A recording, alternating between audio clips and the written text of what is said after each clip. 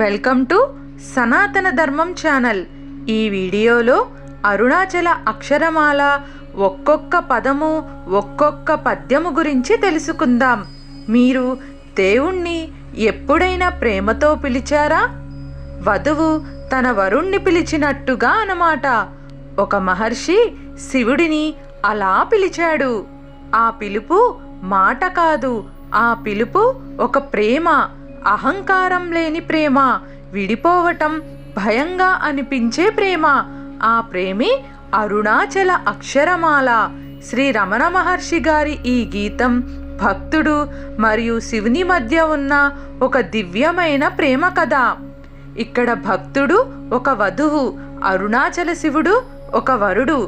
ఆత్మ పరమాత్మను చేరుకోవాలనే ఆ తపన ఈ గీతంలో ప్రతిఫలిస్తుంది.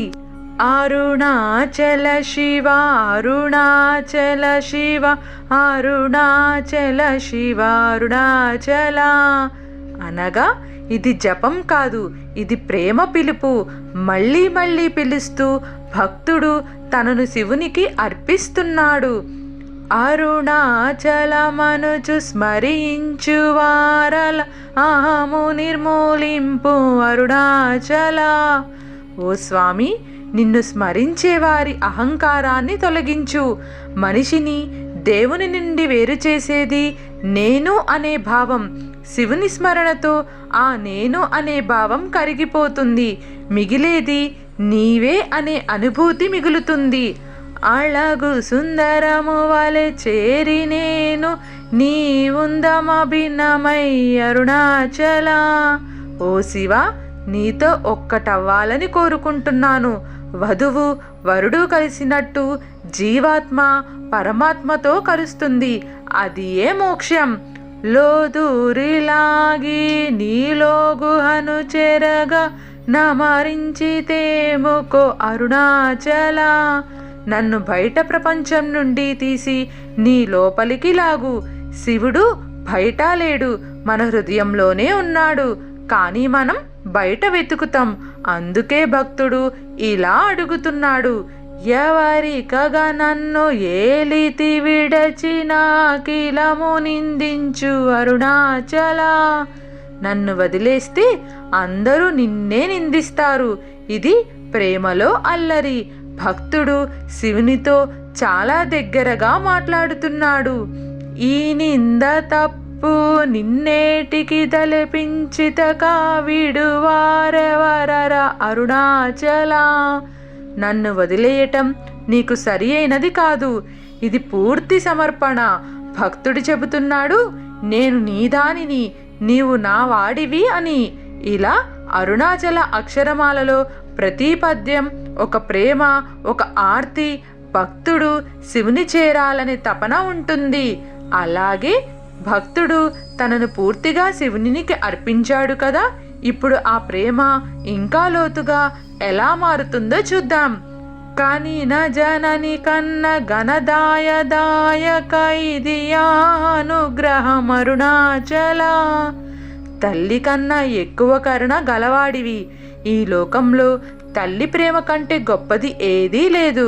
కానీ భక్తుడు ఇక్కడ చెబుతున్నాడు, ఓ శివ, నీ కరుణ తల్లి ప్రేమ కంటే కూడా గొప్పది. తల్లి కాపాడుతుంది, కానీ శివుడు విముక్తినిస్తాడు. నిన్నే మార్చి అరుగని కయుల్లము పై నీను హృదిగా నుండు మారుణాచల.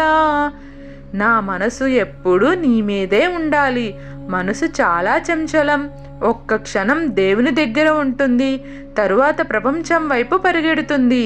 అందుకే భక్తుడు అడుగుతున్నాడు, నా మనసు ఎప్పుడు నీలోనే నిలిచిపోవాలి. ఊరు ఊరు తిరుగక యుల్లము నినుగనీయనగని ద్యూతుంచూపుము అరుణాచల. బయట తిరగకుండా లోపల నిన్ను చూపు అని.